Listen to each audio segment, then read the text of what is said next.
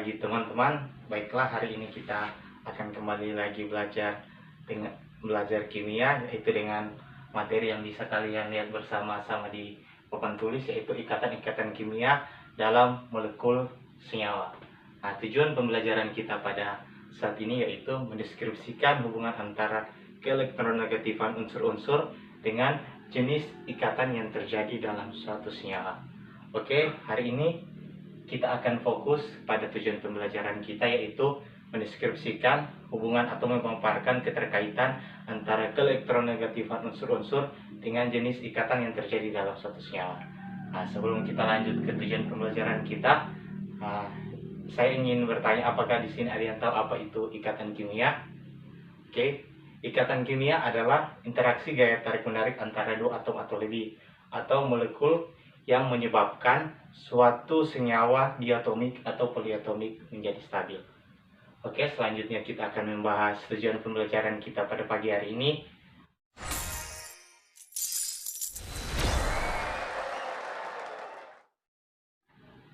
Oke, sesuai dengan tujuan pembelajaran kita, yaitu kita akan melihat hubungan antara keelektronegatifan dengan jenis ikatan yang terjadi dalam suatu senyawa. Pertama, kita akan membahas yaitu keelektronegatifan. Pasti teman-teman di sini sudah pernah belajar sistem periodik unsur, di mana keelektronegatifan merupakan sifat-sifat dari sistem periodik unsur. Ada jari-jari atom, afinitas elektron, dan keelektronegatifan. Dalam sistem periodik unsur, elektronegatifan diartikan sebagai kemampuan suatu atom untuk menarik elektron dari atom lain. Dalam kaitannya dengan ikatan kimia, bahwa keelektronegatifan adalah kecenderungan atau kemampuan atom unsur menarik elektron dalam ikatan kimia, di mana semakin besar keelektronegatifan suatu atom, berarti dalam ikatan kimia atom tersebut cenderung menarik elektron dari atom yang lain. Sebelum kita lanjut, di sini teman-teman bisa lihat ada sebuah tabel. Ini hampir mirip dengan tabel periodik unsur, namun di sini ini adalah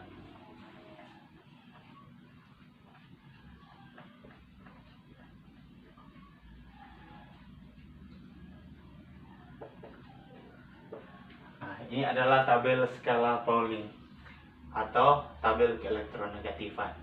Sesuai yang kita tahu, dalam tabel periodik unsur dikatakan bahwa elektronegatifan dalam segolongan, di mana semakin ke bawah keelektronegatifan suatu unsur semakin kecil. Bisa kita lihat contoh di sini.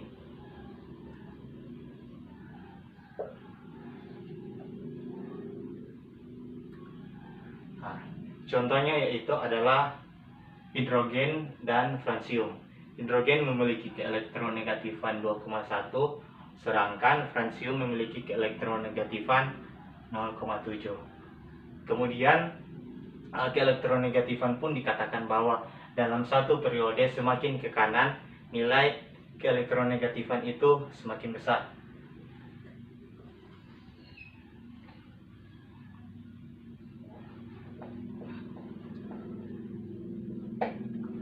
Bisa kita lihat contoh antara natrium dan klorida atau Cl. Natrium Na memiliki keelektronegatifan 0,9, sedangkan Cl memiliki keelektronegatifan 5,0. Oke, mungkin teman-teman akan lebih mengerti jika kita berikan contoh suatu ikatan kimia untuk menjelaskan pengertian keelektronegatifan, yaitu adalah kemampuan suatu atom menarik elektron dari atom yang lain. Di sini kita akan mengambil contoh dari unsur hidrogen dan unsur klorida atau HCl.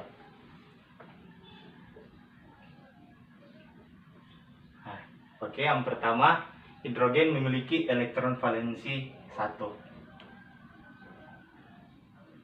sedangkan Cl memiliki elektron valensi 7.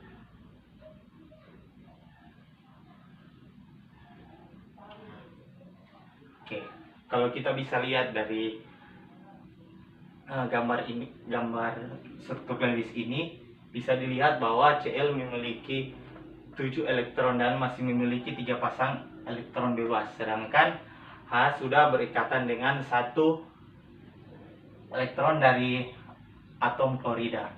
Atau begini analoginya, dalam perlombaan tarik tambang. Di sini ada 7 orang, di sebelah ada 1 orang. Nah, pertanyaannya manakah yang akan menang? Pastinya Cl yang akan menang, karena kalau kita bisa lihat di dalam tabel skala Pauling, Cl memiliki keelektronegatifan yaitu 3,0, sedangkan hidrogen memiliki keelektronegatifan 2,1. Artinya kita bisa lihat perbedaan keelektronegatifan di mana Cl memiliki keelektronegatifan yang lebih besar, sehingga bisa kita tulis Cl di sini memiliki momen dipol negatif, sedangkan hidrogen memiliki momen dipol positif. Nah, ada suatu artikel yang saya baca, yaitu kita akan melihat jenis ikatan apakah ini dengan melihat selisih perbandingan dari keelektronegatifan hidrogen dan keelektronegatifan klorida.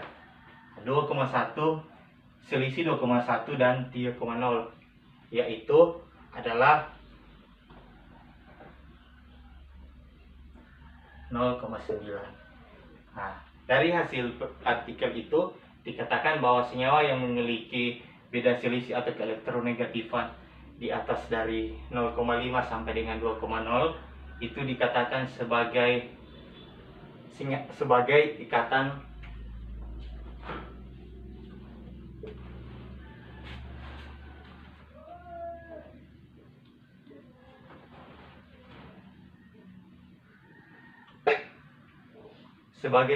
kovalen polar.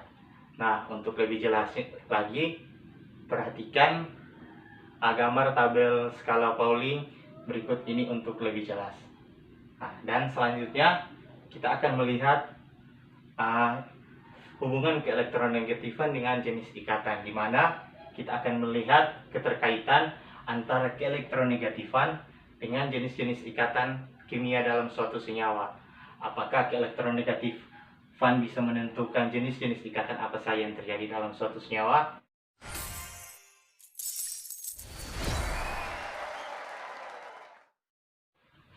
Oke, selanjutnya teman-teman, kita akan melihat kembali hubungan antara keelektronegatifan dan jenis-jenis ikatan dalam suatu senyawa. Dengan pada saat ini kita akan menentukan jenis ikatan lewat selisih atau beda keelektronegatifan antara suatu unsur. Kita bisa lihat di sisi kiri papan tulis, dikatakan yang pertama bahwa jika selisihnya, yang dimaksud sini, jika selisih keelektronegatifan di bawah 0,5, maka ikatan kovalen tersebut adalah nonpolar. Selanjutnya, jika selisihnya antara 0,5 sampai 1,6, ikatan kovalen polar. Jika selisih lebih dari 2,0, ikatan itu adalah ikatan ion. Jika selisihnya di antara 1,6 sampai 2,0, carilah jika ada logam dalam ikatan tersebut, maka itu adalah ikatan ionik. Sedangkan jika hanya ada non-logam dalam ikatan tersebut, itu adalah ikatan kovalen polar. Oke, teman-teman bisa dilihat di papan tulis terdapat ada 4 senyawa, yaitu O2, H2O, NaCl, NaBr. Nah, dari 4 senyawa ini kita akan menentukan jenis ikatannya lewat keelektronegatifanya. Yang pertama yaitu kita mulai dari O2. Nah, perlu teman-teman ketahui untuk menentukan selisih atau jenis ikatan dan beda keelektronegatifanya, kita harus menggunakan struktur Lewis. Oke, yang pertama yaitu adalah O2.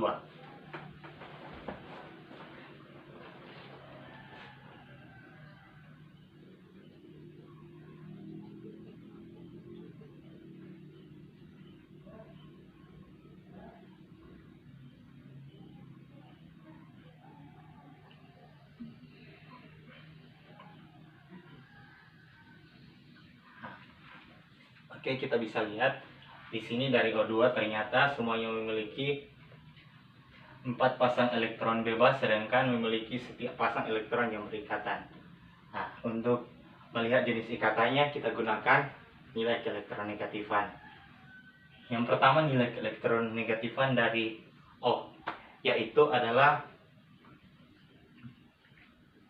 3,5. Tentu pastinya O di sebelahnya adalah 3,5, sehingga hasil dari beda selisih antara O dan O sama dengan 0. Nah, kita lihat lagi di sisi papan tulis, dimana jika selisihnya di bawah 0,5, ikatan kovalen tersebut adalah nonpolar. Nah, di sini tentu jelas bahwa O2 memiliki selisih di bawah 0,5 yaitu 0. Maka tentu ikatannya adalah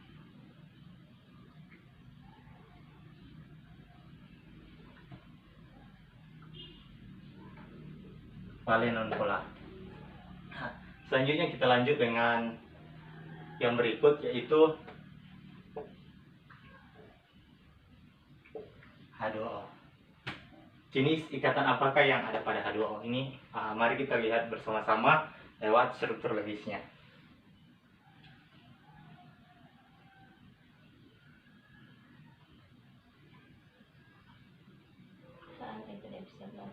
Iya.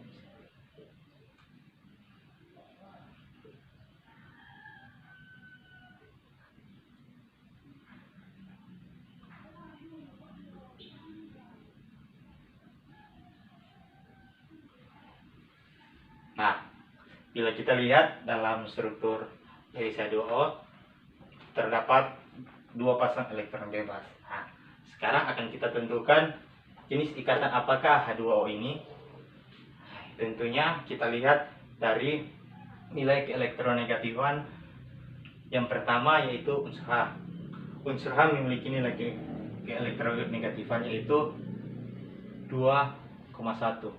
Sedangkan unsur O yaitu 3,5. Sehingga perbedaan selisihnya yaitu adalah 1,4. Nah, kita lihat lagi di sisi papan kiri, di sisi papan tulis sebelah kiri, yaitu pada yang kedua, yaitu jika selisihnya antara 0,5 sampai 1,6, maka ikatan kovalen tersebut adalah ikatan kovalen polar. Jadi kita lihat dari hasil ini, yaitu selisihnya yaitu 1,4, maka jelas H2O adalah ikatan kovalen polar.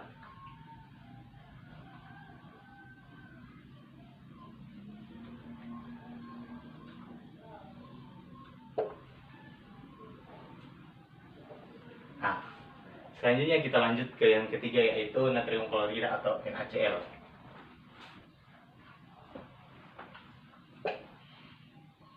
NaCl. Nah, kita gambarkan pertama itu struktur Lewisnya.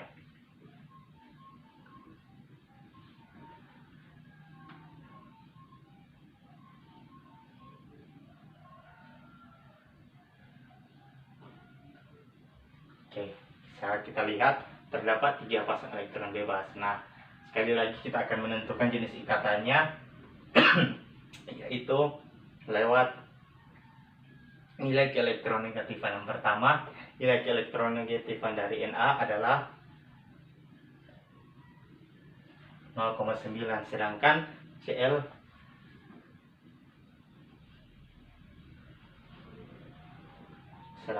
adalah 3,0. Nah, sini tentu sesuai dengan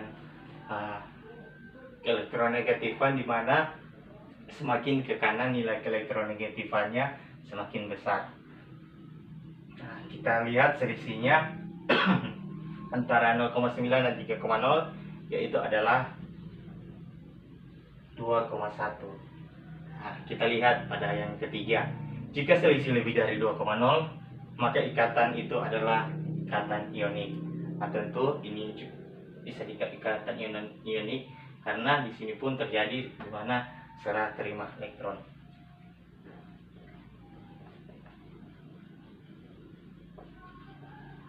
Oke, yang terakhir NaBr. Apakah ini ikatan ionik atau ikatan kovalen polar? Nah, akan kita buktikan. Nah, oke, yang terakhir yaitu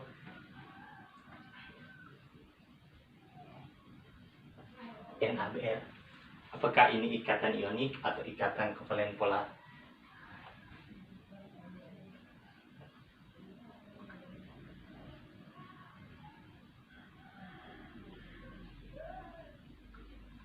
Oke, nah, kita lihat nilai elektronegatifannya. Nah, Na memiliki nilai elektronegatifan 9, sedangkan Br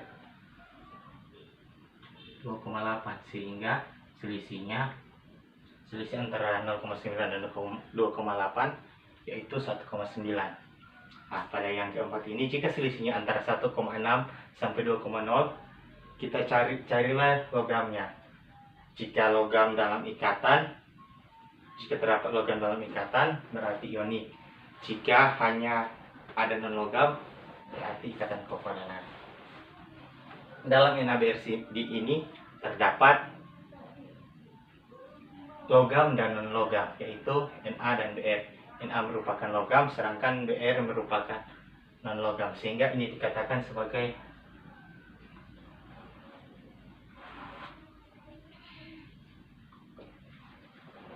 ikatan ionik.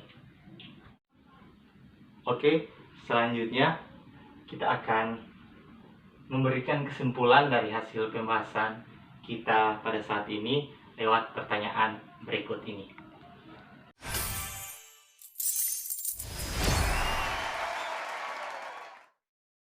Nah, teman-teman, pasti teman-teman sudah melihat pertanyaan barusan, yaitu jelaskan bagaimana hubungan antara keelektronegatifan unsur dengan jenis ikatan kimia yang terjadi dalam suatu senyawa. Nah, pasti saya rasa teman-teman bisa menjawabnya, yaitu lewat materi yang telah kita bahas pada hari ini. Oke, menurut saya jawabannya yaitu keelektronegatifan dan ikatan kimia atau jenis ikatan kimia yang terjadi dalam suatu senyawa memiliki hubungan yang sangat erat, di mana kedua antara keelektronegatifan dan jenis ikatan ini memiliki keterkaitan yang sangat kuat. Seperti yang kita ketahui, keelektronegatifan merupakan kecenderungan atom menarik elektron dari atom yang lain atau dari ikatan kimia. Sedangkan ikatan kimia sendiri pengertiannya adalah interaksi gaya tarik-menarik antara dua atom atau lebih atau molekul yang menyebabkan suatu senyawa diatomik atau poliatomik menjadi stabil. Nah, kalau kita lihat dari contoh senyawa barusan, kita bisa melihat hubungan keelektronegatifan dan jenis ikatan kimia.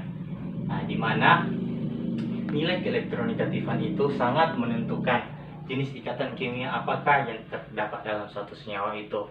Sehingga lewat keelektronegatifan kita bisa menentukan dengan jelas dan dengan mudah jenis ikatan kimia apa yang saja yang terjadi dalam ikatan tersebut. Nah, sehingga dapat kita katakan keelektronegatifan memiliki hubungan yang sangat erat, seperti contoh yang telah kita lihat barusan. Nah, mungkin sampai sejauh ini ada lagi yang ingin bertanya atau sudah mengerti. Saya rasa teman-teman bisa kembali melihat lebih awal video ini untuk memahami dan mengerti tentang hubungan keelektronegatifan dan jenis ikatan kimia. Yang pasti keelektronegatifan dan jenis ikatan kimia memiliki hubungan yang sangat erat dan tidak dapat dipisahkan. Sekian dan terima kasih. Selamat siang.